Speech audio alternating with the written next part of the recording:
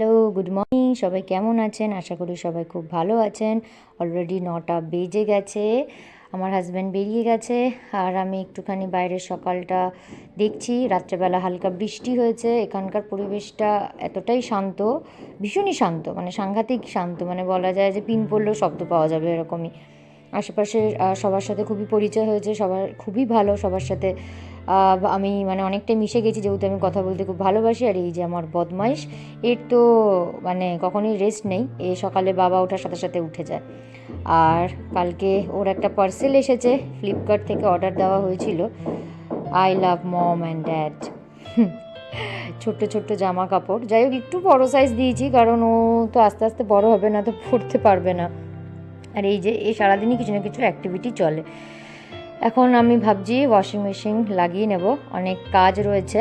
একটু ওই ঘরে চলুন যাই। আমার একটা ছোট্ট ঘরও রয়েছে, ঘরের মধ্যে ঘর রয়েছে, যেখানে আমার ছোট্ট আর একটা পরিবার আছে। এনাদেরকে কিন্তু সকাল 8টা থেকে 8:30টার মধ্যেই খেতে দেওয়া হয়। আমার হাজব্যান্ড বেরোন যখন, উনি কিন্তু সবসময় পুজো দিয়ে যান।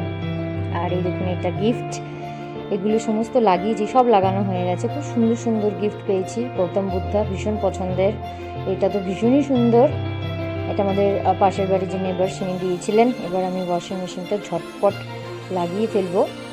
অ্যাকচুয়ালি আমি কিন্তু আগে কখনোই ওয়াশিং মেশিন ইউজ করিনি। বিয়ের পর আমি পুরোটাই যেদিনকেরটা সেদিনকে কেচে ফেলি। আজকেও এখনও তাই করি, কিন্তু আমার সার্জারি হওয়ার পরে আমি এখন ভাঁজ হয়ে বসে অনেকক্ষণ কাজ করা বা উবু হয়ে বসে কাজ করা, এগুলো একেবারেই করতে পারি না। আমার খুবই কষ্ট হয় সেরকম করতে গেলে।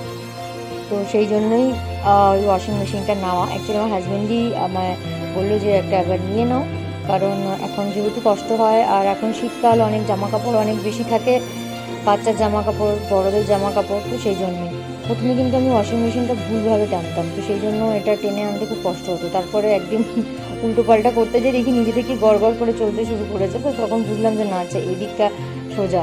তো প্রথমে ভুলভালই টান।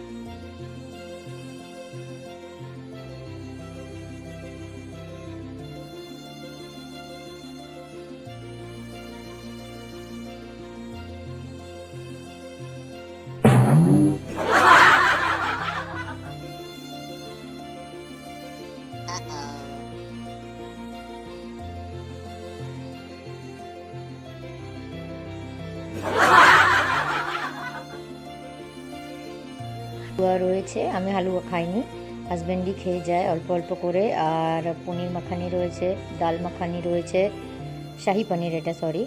এদিকে মেশিনের কাজ অলমোস্ট হয়েই গেছে, এগুলোকে সব ড্রায়ারে দিয়ে দেবো।